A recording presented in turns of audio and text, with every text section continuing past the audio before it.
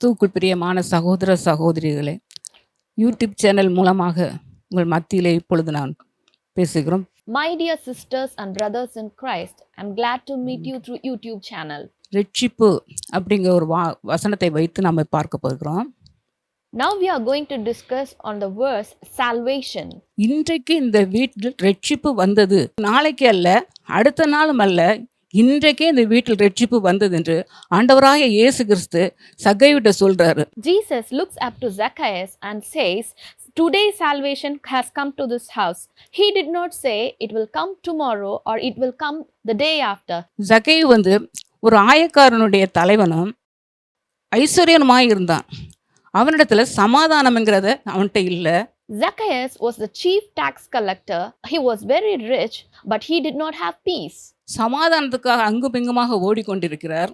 He was running here and there for peace. ஒரு நாள் இயேசு வருகிறதை கேள்விப்பட்டார். One day he heard about Jesus coming through that way. அவர் காட்டத்தி மரத்தில் ஏறி He climbed up a sycamore tree. இயேசுவை பார்க்க வேண்டும் என்று வகை தேடினான். He found ways to see Jesus. அப்பொழுது இயேசு அந்த வழியிலே வரும்பொழுது When Jesus came through that way, அண்ணாந்து பார்த்து he looked up. அவனை கண்டு He saw him. சக்கைவே கூப்பிட்டார். He called him by his name Zacchaeus. சீக்கிரமா இந்த இறங்கி வா அப்படின்னு சொல்லிட்டு கூப்பிடுறார். He asked Zacchaeus to come down. அப்போ அவர் அண்ணாந்து பார்த்து கண்டு அப்படிங்கும்போது It is mentioned there, he looked up and he saw him. அன்பின் அபிஷேகம், அன்பின் மூலியம். It means it's the ministry of love. சக்கைவே இறங்கி வா என்று கூப்பிடுறது பேர் சொல்லி அழைக்கிற அழைப்பு. He called Zacchaeus by name. It is the calling by name. நான் வீட்டில் தங்க வேண்டும்ங்கிறது தேவன் கொடுக்கிற ஒரு ஆசீர்வாதத்தை நம்ம பார்க்கிறோம். Jesus says, I want to stay at your home today. This is a blessing that God gives him. ஆண்டவராய் இயேசு கிறிஸ்துவை அழைத்துட்டு போய் He took Jesus to his home. ரொம்ப சந்தோஷத்தோட பரவசமா அங்கும் இங்குமா என்ன செய்றாரு, ஓடுறாரு. He was filled with much joy and he ran here and there. இதே போல நான் ஒரு காரியத்தை நான் உங்கள்கிட்ட சொல்றேன்.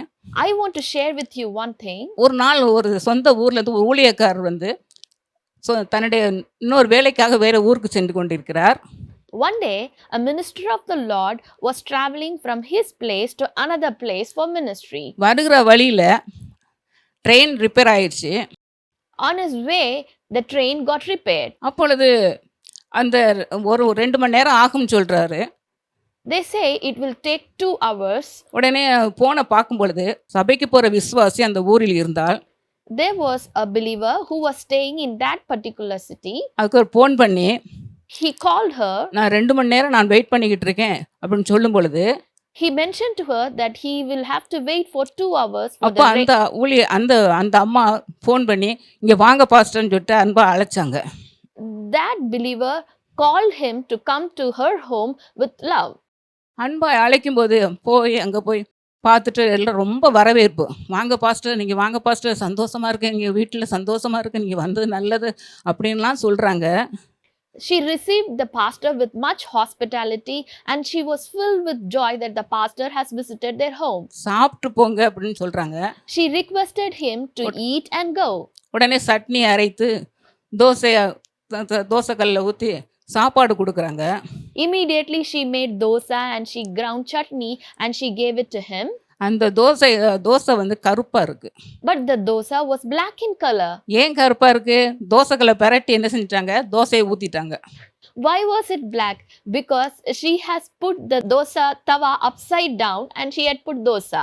ஊழியக்காரருக்கு இவ்வளவு சந்தோஷமா என்ன செய்றாங்க, பரவசமா என்ன செய்றாங்க, வேலை பார்த்து இப்படி காரியங்களை செய்கிறான். ஆனா ஆண்டவராய் இயேசு கிறிஸ்து தன் வீட்டில் தங்கும்போது எவ்வளவு ஒரு சந்தோஷமா இருக்கும். See, this woman was in much excitement when the pastor visited to her home and she received him with so much of hospitality. How much more joy would have Zacchaeus had when Jesus visited his home? உடனே அவனுக்கு சந்தோஷமா இருந்துச்சு. He was very happy. இயேசு பார்த்த உடனே அவனுக்கு உள்ளத்துல எல்லா பாவத்தை என்ன செய்யணும், நம்ம சொல்லணும் அப்படிங்கிற எண்ணம் அவருக்குள்ள என்ன செஞ்சு உருவாகிருச்சு. When he saw Jesus, he was kindled in his spirit to tell all his sins to him. பக்கத்து ஜனங்கள்லாம் என்ன சொல்றாங்க, பாவியான ஒரு வீட்டுல போய் என்ன செய்றாரு இவரு, தங்குறாரே அப்படின்னு சொல்றாங்க. The people around him said, is Jesus going to stay in the house of a sinner? சக்கையு எதையுமே பொருட்படுத்தல. But Zacchaeus did not mind anything. உடனே ஆண்டவர் என்ன செய்றார், அந்த பாவங்களை எல்லாம் மன்னித்து இன்றைக்கே இந்த வீட்டுக்கு ரட்சிப்பு வந்தது. But Jesus forgave all his sins and he told, today salvation has come to this house. அதே போல தான் இன்றைக்கு உங்க வீட்டுக்கு ரட்சிப்பு கட்டாயம் வந்தது. The same way today salvation has come to your house. அடுத்ததாக நம்ம பார்க்கிறோம், ரட்சிப்பு அப்படின்னா என்ன? Next we are going to see what do you mean by salvation. இப்போ விடுதலைன்னு அர்த்தம். Salvation means freedom. விடுதலை நமக்கு கிடைக்கும்போது எதெல்லாம் நமக்கு விடுதலை கிடைக்குது? When we get freedom, in what all do we get freedom? பாவத்திலிருந்து விடுதலை கிடைக்குது. We get free from sins. வியாதியிலிருந்து விடுதலை கிடைக்குது. We get free from diseases. ஆபத்திலிருந்து விடுதலை கிடைக்குது. We get free from dangers. பலவீனத்திலிருந்து விடுதலை கிடைக்குது. We get free from infirmities. குழப்பத்திலிருந்து நமக்கு விடுதலை கிடைக்குது. We get free from confusions. என பிரியமானவர்களே, My dear ones, பாவத்திலிருந்து விடுதலை கிடைக்கிறது. we get freedom from sins. பாவம் ஒரு கொடூரமான பாவம். Sin is very, very bad. அதனால நம்ம பாவத்தை விட்டு நாம என்ன செய்யணும்? விலகணும். We should get away from sins. பாவத்தின் சம்பளம் மரணம். The Bible says the fruit of the sin is death. அதனால தேவனுக்கு முன்பதாக என்ன செய்யக்கூடாது? பாவம் செய்யக்கூடாது. ரட்சிக்கப்பட்ட நம்மளோ. The ones who are saved should never ever commit sin in front of the Lord. யோவான் 8:3 நம்ம வாசிக்கிறோம். We see John 8:3. வேதபாரகரும் பரிசேயரும் அவரிடத்துல கொண்டு வந்து, The scribes and the Pharisees brought to him the woman, இந்த விபச்சார ஸ்திரியை, the woman who was caught in adultery, கல்லெறிந்து கொல்ல வேண்டும் என்று, and they said to her that she should be stoned. மோசே நியாயப்பிரமாணத்தில் கட்டளையிட்டிருக்கிறாரே, They commanded him to do just like Moses said in the law. நீர் என்ன சொல்கிறீர்? And they asked Jesus, but what do you say? இயேசு கிறிஸ்துவை குற்றப்படுத்தும்படியாகவும் சோதிக்கும்படியாகவும் இந்த வார்த்தையை அவருங்க கேட்கிறாங்க. The Pharisees and the scribes told this so they could test Jesus and they could also accuse him. இயேசுவோ குனிந்து விரலினால் என்ன செய்தார்? எழுதினார். But Jesus stooped down and he wrote on the ground.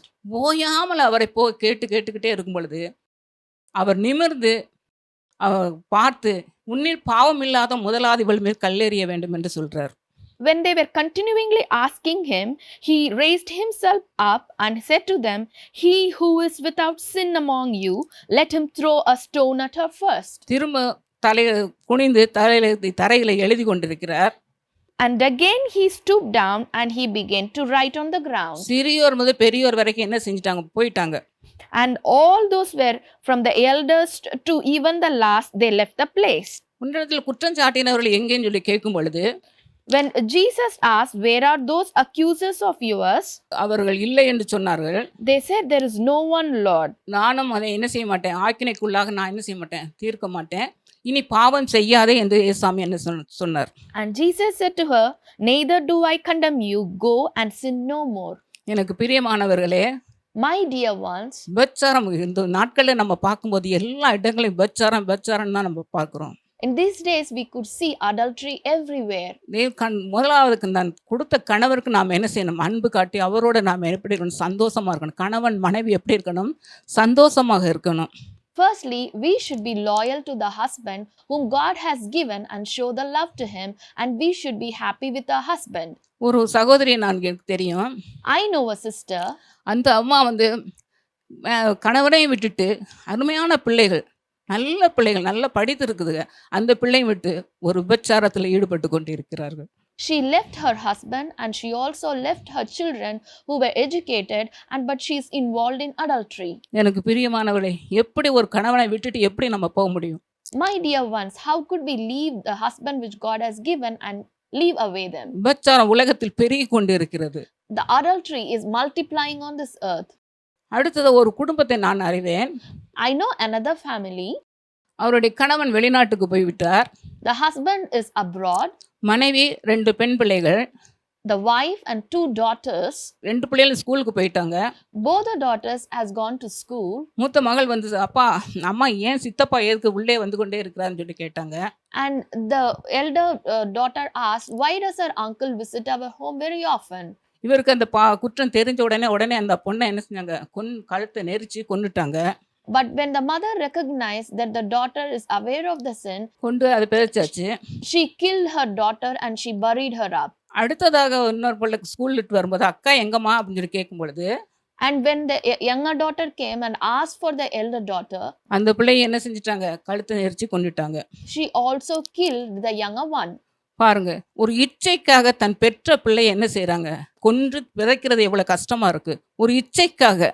See, for the sake of a sin, she committed a murder. For the sake of the sin, she killed her own daughters. எனக்கு பிரியமானவர்களே, பாவத்திலிருந்து நமக்கு ஒரு விடுதலை கர்த்தர் கொடுக்க முடியா நம்ம ஜெபம் பண்ணுவோம். My dear ones, we have to pray that the Lord should free us from sin. வியாதியிலிருந்து நமக்கு ஒரு விடுதலை கர்த்தர் கொடுக்கிறார். Nextly, we see that the Lord frees us from diseases. இன்னைக்கு காலையில கூட ஒரு அம்மா ஃபோன் பண்ணாங்க. Even today morning, one lady called. அம்மா, என் பையனுக்கு ரத்தமா போகுது டாய்லெட் போகும்போது. She told, Amma, when my son goes toilet and he is bleeding in the toilet. Vomit எடுத்துக்கிட்டு இருக்காரு. He is vomiting. ஆனா cancer. And he has cancer. இது சுகமாகாதா என்று அந்த தாய் அழுது கொண்டு இருக்கிறார்கள். She cries, won't he be healed? இந்த நாட்களில் ஒரு வயிற்று வலி வந்தாலும் ஒரு தலைவலி வந்தாலும் என்னமோ ஏதோன்னு சொல்லிட்டு என்ன செய்றாங்க, பயப்படுறாங்க. அப்படிப்பட்ட நாளில் என்ன செய்ற, பயங்கரமான கேன்சர் அந்த பையன் துடித்து கொண்டு இருக்கிறார். We are in a days where we even panic for simple headache and abdomen ache, and this son is suffering from cancer. வேதத்தில் நம்ம பார்க்கிறோம். And we see in Bible, mark 5ஆம் அதிகாரம் 25வது வசனத்தை நம்ம பார்க்கிறோம். Mark 5:25 says, 12 வருட பெரும்பாடு உள்ள ஸ்திரியை நம்ம பார்க்கிறோம். there was a certain woman who had a flow of blood for 12 years. 12 வருடம் அந்த அம்மா ரொம்ப கஷ்டப்பட்டு கொண்டிருக்கிறார் இந்த வியாதியில. And that woman suffered a long period of time, that's about 12 years. தன்னுடைய எல்லா சொத்தையும் எல்லாவற்றையும் வித்து அவர் எல்லாம் செலவழிச்சிருக்காங்க. She sold all her properties and she used it for her treatment. இனி அவரிடத்தில் என்ன இல்லை, ஒரு சொத்தும் இல்லை. And she had nothing more.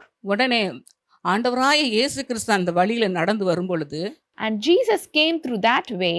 எப்படியாவது நான் போய் இந்த வஸ்திரத்தை தொற்றுவேன்னு சொல்லிட்டு அந்த அம்மா விசுவாசிக்கிறாங்க.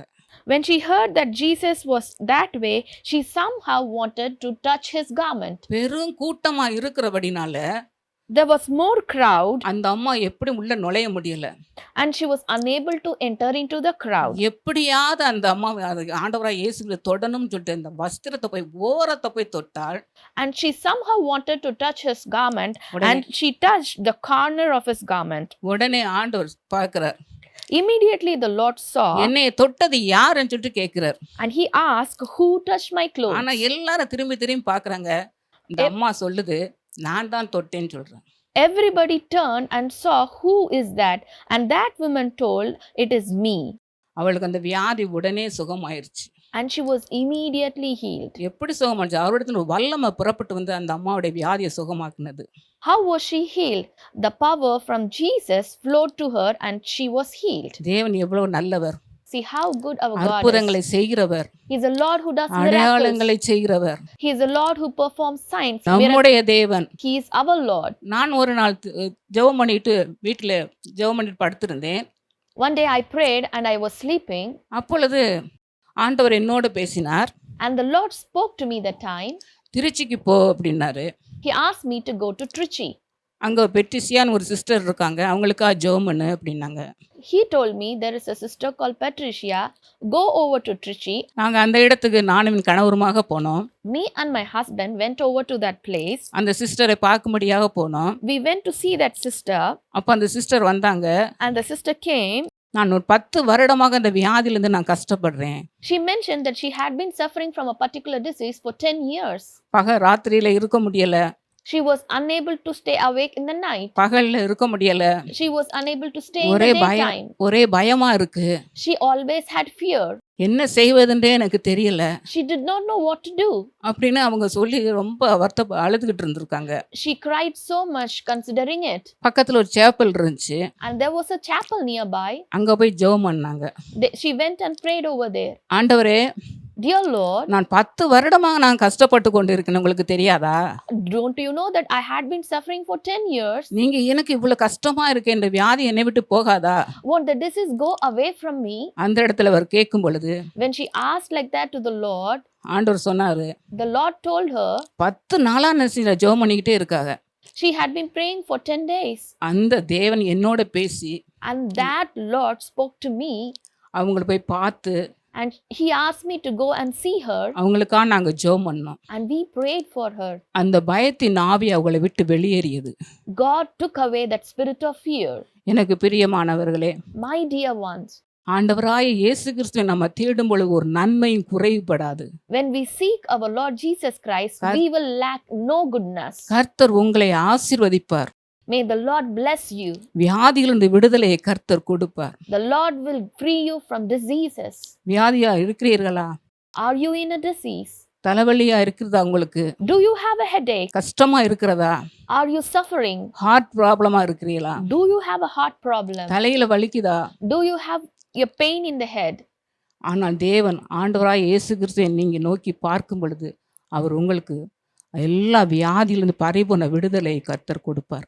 When you look up to the Lord, He will give you perfect healing from all your diseases. உம்மை உறுதியாய் பற்றி கொண்ட மனதுடைய உண்மையே நம்பியிருக்கிறபடியா பூரண சமாதானத்தையும் கர்த்தர் உங்களுடைய வாழ்க்கையில அருளி செய்வார். When you hold on to the Lord firmly, He will keep you in perfect peace. அடுத்ததாக பலவீனப்படுத்துகிற ஒரு ஆவி. The next one is the spirit of infirmity. பலவீனத்தில் நமக்கு ஒரு விடுதலை வேணும். We should have freedom from infirmities. லூக்கா சுவிசேஷம் 13ஆம் அதிகாரத்துல நம்ம வாசிக்கிறோம் 13 வரைக்கும். We see in Luke chapter 13 verses from 10 to 13. 18 வருஷமாக அந்த ஒரு கூனியான ஒரு அம்மா குனிந்து இருக்கிறார்கள். அவள் எழுந்து நிமிர்ந்து நடக்க முடியல, கூனியாகவே இருக்கிறார்கள் 18 வருஷமாக. There was a woman who had a spirit of infirmity for 18 years. She was bent over and she could in no way raise herself up. அவர்கள் எந்த இடத்தில் இருந்தார்? தேவாலயத்தில் இருந்தார்கள். Where was she? She was in the temple of the Lord. குனிஞ்சுக்கிட்டே போவாங்க, நிமிர்ந்த முடியாது அவங்களால. She was always bent. She could never raise herself up. ஆண்டவராகிய இயேசு கிறிஸ்து அந்த ஆவியை கண்டு பார்த்தார். And the Lord Jesus looked up to that spirit. வந்து அந்த அம்மா தலையில கையை வைத்து ஜெபம் அந்த பிசாசு என்ன அலறி ஓடியது. When Jesus came to her, that spirit flew away. அவள் நிமிர்ந்து நடந்தாள். When he laid his hands on her, immediately she was made straight and she glorified God. எத்தனை வருடமா வியாதியா இருந்தாலும் தேவன் சுகமாக்குற ஒரு வல்லமை உள்ள தேவன். How many ever years you might have been diseased, but our Lord God is able to heal you. பயப்படாதீர்கள். Do not be afraid. அதிகமா தேவ சமூகத்துல காத்திருந்து ஜெபியுங்கள். Wait and pray in the presence of the Lord. உங்களுக்கு வியாதியும் வராது, பலவீனமும் வராது. You will never be diseased or never you will suffer from any infirmity. ஒரு அருமையான சகோதரி ஒரு கிராமத்துல இருந்தாள். There was a very good lady who was in a village. ஒரு 13 வயசு இருக்கும் அவளுக்கு. She must be around 13 years old. அவளுக்குள் ஒரு ஆவி புகுந்தது. She was possessed by a spirit. அவள் அந்த ஆவி புகுந்த உடனே அவள் அந்த வீட்டுல ரொம்ப அலைக்கழிக்க ஆரம்பிச்சது. She began to trouble in that house. Dress இல்லாம நிர்வாணமா என்ன செய்வாளாம், ஓடுவாளாம் வெளியில. She used to be naked and she used to run out of the house naked. தன்னுடைய யூரினை எடுத்து குடிப்பாள். She used to drink her own urine. இவ்வளவாய் ரொம்ப கஷ்டப்பட்டு கொண்டு இருந்தாள். She was suffering so much. ஒரு நாள் வீட்டிற்கு நானும் என் கணவருமாக போனோம். One day me and my husband visited their house. அவங்களுக்கு ஜெபம் பண்ணினோம். We prayed for them. அவர் அந்த அலக்கழித்தது ஒரே சத்தம். And the spirit began to trouble her and was making much noise. நாங்கள் ஆலயத்துக்கு கொண்டு வாருங்கள் என்று சொல்லிட்டு வந்தோம். We told them and we asked them to bring her to the church. இந்த ஆலயத்துல வந்து ஜெபம் பண்ணினார்கள். They came to the church and they prayed. அந்த வியாதி அந்த மகளை விட்டு ஓடியது. And the spirit flew away from that lady. பிரியமானவர்களே, My dear ones, இப்பொழுது திருமணமாகி the girl is married now. ஒரு பிள்ளை 9th படிக்கிறாள். And now she has a daughter who studies in 9th standard. என் தேவன் எவ்வளவு நல்லவர். See how good my Lord is. கர்த்தர் உங்களை அப்படியே ஆசீர்வதிப்பாராக. The same way the Lord will bless அவரை you. நோக்கி பார்க்கும் பொழுது பிரகாசம் அடைந்தார்கள். அவருடைய முகங்கள் வெட்கப்பட்டு போவதே இல்லை. When we look up to the Lord, our face will shine and we will never be ashamed. அடுத்ததாக 4வதாக ஆபத்தில் விடுதலை. Fourthly, we will be freed in times of danger. எனக்கு ஒரு அருமையான என் மகன், 2வது மகன், ஒரு நாள் மதுரைக்கு போய்கொண்டு இருக்கும் பொழுது, My dear son, once when we were traveling to Madurai, காரில் சென்று கொண்டிருந்தான். he was traveling by car to Madurai, எதிர்த்து பஸ் வந்தது. and there was a bus which came opposite. அந்த காரில் மோதியது. It hit the car car நொறுங்கியது. and the car was smashed. ஆனால் என் மகனுக்கு எந்த அடியுமே இல்லை. But my son had no injuries. ஒரு சிறு காயம் கூட இல்லை. There was not even a small cut or injury. ஆபத்து காலத்தில் கர்த்தரை நோக்கி நம்ம கூப்பிடும் பொழுது ஒரு நன்மை குறைபடாது. எனக்கு பிரியமானவர்களே, When we cry to the Lord in times of danger, He will not let us. தானியேல் புஸ்தகத்தை நம்ம வாசிக்கிறோம். We see in the book of Daniel, 6ஆம் அதிகாரம் 4வது வசனம், Daniel 6:4, தானியேலை குற்றப்படுத்தும்படியாகவும் அவர்கள் எப்படியாவது அவர்கள் குறைகளை கண்டுபிடிக்க வேண்டும் என்று அவர் ஒரு நோக்கமாக இருந்தார்கள். and there were people, they wanted to find some charge against Daniel, ஆனால் அவர் குற்றம் கண்டுபிடிக்க முடியவில்லை. but they were unable to find any charge against him. தானியேல் உண்மை உள்ளவனாய் இருந்தபடியினால் Because Daniel was very faithful, ஒரு குற்றமும் ஒரு குறையும் காண முடியவில்லை. they were unable to find any error or fault with him. எப்படியாவது வேத விஷயத்துல நாம் என்ன செய்யலாம், அவன் குற்றம் கண்டுபிடிக்கலாம் அப்படின்னு சொல்லிட்டு எல்லாரும் நினைத்தார்கள். Everyone thought somehow we will find an error with him. அப்பொழுது ஒரு திட்டம் போடுறாங்க. And they made a plan. எவனாயிலும் 30 நாள் வரையும் ராஜாவாகிய உம்மை தவிர வேறு மனுஷனை ஆனாலும் தேவனை ஆனாலும் என்ன செய்யக்கூடாது, எந்த காரியம் இருந்தாலும் அவங்கள என்ன செய்ய விண்ணப்பம் பண்ணக்கூடாதுன்னு சொல்லிட்டு ஒரு சட்டம் போடுறாங்க. They made a firm decree that whoever petitions any god or man for 30 days except you, O king. ராஜாட்ட அந்த பத்திரத்தை கொடுத்து கையெழுத்து வாங்குறார்கள். They gave the decree to the king and they got the sign of him. அப்பொழுது தானியேலுக்கு அது தெரிந்து விட்டது. And Daniel came to know about it. உடனே போய் 3 வேளை தேவ சமூகத்தில் என்ன செஞ்சார், ஜெபம் பண்ணினார். Daniel went to the presence of the Lord and he prayed 3 times a day. தேவனுக்கு அவர் முதலாவது உண்மையா இருந்தார். He was very faithful to the Lord. அவர் 3 வேளை என்ன செஞ்சார், ஜெபம் பண்ணினார். And he prayed 3 times a day. ஜெபம் பண்ணும்போது தேவன் எல்லா காரியங்களையும் எல்லாத்தையும் எடுத்து போடுவார். When we pray unto the Lord, the Lord delivers us. இந்த 3 வேளை ஜெபம் பண்றது அவங்களுக்கு தெரிந்து விட்டது. They came to know that the Daniel was praying 3 times a day. உடனே ராஜாவிட்ட போய் சொல்றாங்க. And they immediately went to the king. அந்த ராஜாவுக்கு தானியேலை கொண்டு போடணும், சிங்கக்கேபில போடணும்னு மனசே இல்லை.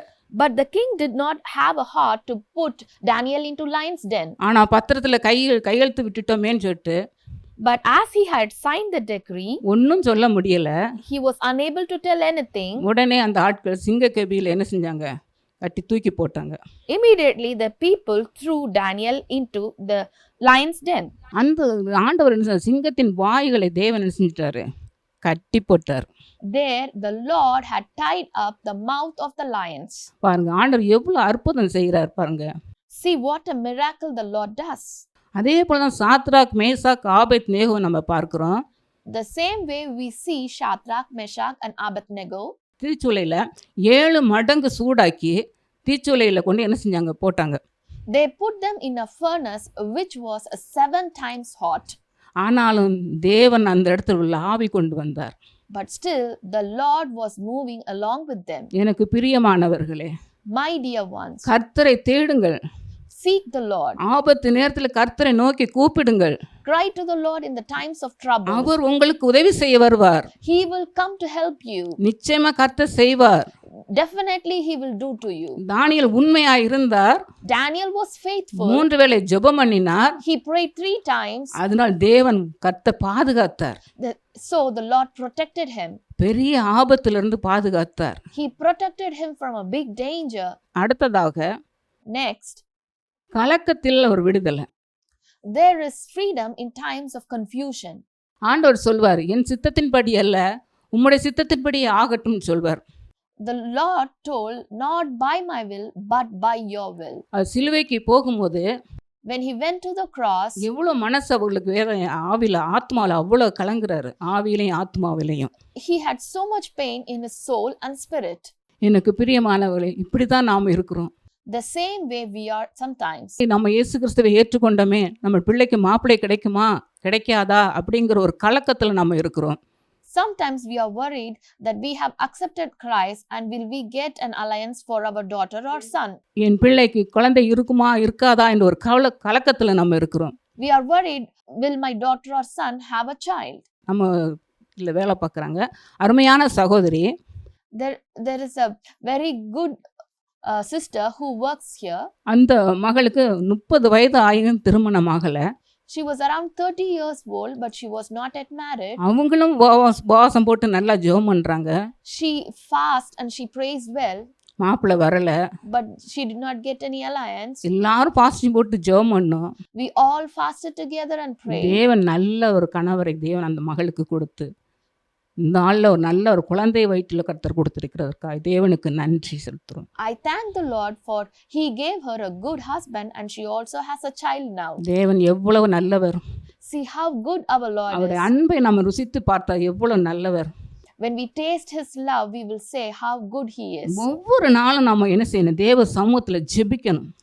Every single day we will have to pray to the Lord. எனக்கு வேலை இருக்கிறது, எனக்கு அது இருக்கிறது, எனக்கு இது இருக்கிறது என்று பாராதபடிக்கு கர்த்தர் சமூகத்தில் நீங்கள் அமர்ந்திருந்து நீங்கள் ஜெபம் பண்ணினால் நிச்சயம் கர்த்தர் உங்களோட பேசுவார். We should sit in the presence of the Lord and we should seek him. We cannot say that you have this work and that work, but you will have to sit in the presence of the Lord. பாவத்தை விட்டு கர்த்தர் நிச்சயம் விடுதலை கர்த்தர் உங்களுக்கு கொடுப்பார். The Lord will definitely free you from your sin. வியாதியிலிருந்து உங்களுக்கு விடுதலையை கர்த்தர் கொடுப்பார். He will free you from your diseases. பலவீனத்திலிருந்து உங்களுக்கு கர்த்தர் விடுதலையை கொடுப்பார். He will free you from your infirmities. ஆபத்திலிருந்து உங்களுக்கு கர்த்தர் விடுதலையை கர்த்தர் கொடுப்பார். He will deliver you in times of trouble. குழம்பிக் கொண்டு இருக்கிறீர்களா, கவலைப்படுகிறீர்களா, கலங்காதீர்கள், கர்த்தர் ஒருவர் இருக்கார் நமக்கு. Are you confused or are you worrying? Do not worry, we have a Lord with us. பயப்படாதீர்கள். Do not be afraid. கர்த்தரை அனுதினமும் தேடுங்கள். Seek the Lord every day. அவருடைய வேதத்தை வாசியுங்கள். Read the Bible every day. அவர் சமூகத்துல காத்திருங்கள். Wait in the presence of the Lord. காத்திருக்கும் பெரிய கிருபையை கர்த்தர் உங்களுடைய வாழ்க்கையில கர்த்தர் கொடுப்பார். When you wait in the presence of the Lord, he will give you grace. ஜெபம் பண்ணுவோமா? Let us pray. நல்ல பிதாவே உமக்கு ஸ்தோத்திரம் சுவாமி. Good Father, we praise you. ஆண்டவரே, இந்த அருமையான வேளைக்காக உமக்கு நன்றி செலுத்துகிறோம். Lord, I thank you for this beautiful time. சுவாமி, இந்த அருமையை பார்த்து கொண்டிருக்கிற ஒவ்வொரு பிள்ளைகளையும் கர்த்தர் ஆசீர்வதிப்பீராக சுவாமி. Lord, bless every one of the children who is watching this program. ஆண்டவரே, எவ்வளவு பலவீனத்தோடு இருக்கிறார்களோ, Lord, whatever infirmities they are in. ஆண்டவரே, ஒரு விசை கண்ணோக்கி பார்ப்பீராகப்பா. Lord, look up to them. இந்த பாவம் என்னை விட்டு போக மாட்டேங்குதே, நான் தவறு பண்ணி கொண்டே இருக்கிறேன் என்று நினைக்கிறீர்களா? If they are worrying that they are unable to come out of the sin, ஆண்டவர் சமூகத்தில் அழுது கேளுங்கள். cry unto the Lord in his ஆண்டவரே, இந்த presence. பாவம் என்னை விட்டு நீங்குவதாக. Let the sin go away from me. இரண்டு பலவீனம் என்னை விட்டு நீங்குவதாக. Let the infirmity go away from me. ஆபத்துகள் எது வராதபடி என்னை காத்துக்கொள்வீராக. Lord, protect me so that I will not be in trouble. தேவனே, உம்முடைய கிருபை எவ்வளவு மேலானதுப்பா. Lord, how good are your mercies. இரக்கம் செய்யுங்க தகப்பனே. Lord, show favor on us. உமக்கு நன்றி செலுத்துகிறோம் சுவாமி. We thank you, Lord. பரிசுத்த ஆவியானவரே, Holy Spirit. ஒவ்வொரு குடும்பத்தை இந்த நாளிலே வேலியடைத்து பாதுகாப்பீராகப்பா. Lord, fence every one of the family, Lord. பார்த்து கொண்டிருக்கிற ஒவ்வொரு பிள்ளைகளுக்கும் தகப்பனை உங்க கரத்துல ஒப்பு கொடுக்கிறோம் சுவாமி. வியாதி அவளை விட்டு நீங்குவதாக. Lord, I commit each one of the children who is watching the program. Let the diseases go away from them. திருமணம் ஆகாதவர்களுக்கு ஏற்ற வரனை கர்த்தர் கொடுப்பீராகப்பா. Lord, give suitable alliance for those who are not yet married. குழந்தை இல்லாதவர்களுக்கு தேவன் குழந்தையை கர்த்தர் கட்டளையிடுவீராகப்பா. Lord, command child to those who are not having children. உம்மை நோக்கி பார்க்கிறோம் ஐயா. Lord, we look up to you. உங்களை நோக்கி பார்க்கிறோம் அப்பா. Lord, we look up to you. மனுஷரை அல்ல ஆண்டவரே. Lord, not to the N people. தேவனை நோக்கி பார்க்கிறோம். We are looking up to you. அற்புதம் செய்வீராக. Lord, do a miracle. அடையாளம் செய்வீராகப்பா. Lord, perform a sign. அதிசயங்களை காண பண்ணுவீராகப்பா. Lord, help us to see wonders. இயேசு கிறிஸ்துவின் நாமத்தில் ஜெபிக்கிறோம் நல்ல பிதாவே. In Jesus' name we pray unto the Lord. Amen. Amen.